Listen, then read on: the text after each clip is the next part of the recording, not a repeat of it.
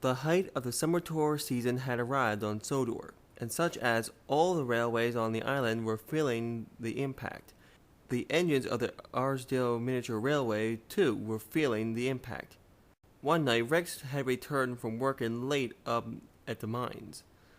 He was tired, and the other engines could see it in his face.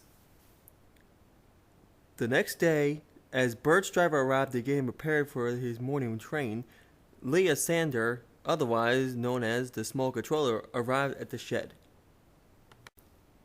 When Bert arrived at Ellsberg Station, he saw Duck waiting with Alice and Mirabelle. The Great Western engine didn't look too well. As the days wore on, Bert found that more and more coaches were added to his train, and he couldn't pull them alone.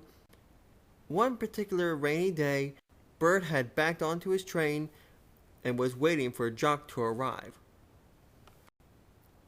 The guard blew his whistle and climbed into the rear coach. With sand on the rails to help them grip, the two engines set off. The first trip went off without a hitch, but when Jock and Bert turned around to begin their return trip, Bert began to feel hotter than usual. The driver stopped the train and inspected Bert. The two men talked in hushed voices, but from the tone that Bert could make out, it didn't sound good.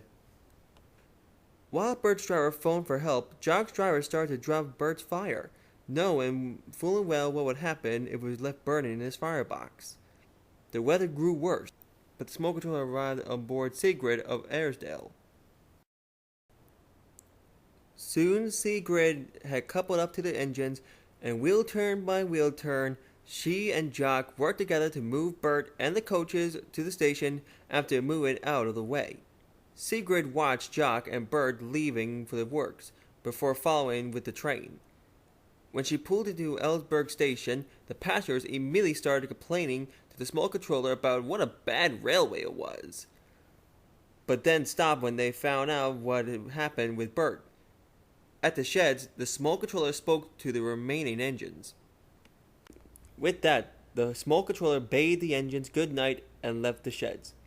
She hoped that Mike would be on his best for when the new engine arrived, but that's another story. Don't remind me, Bert. But you're right.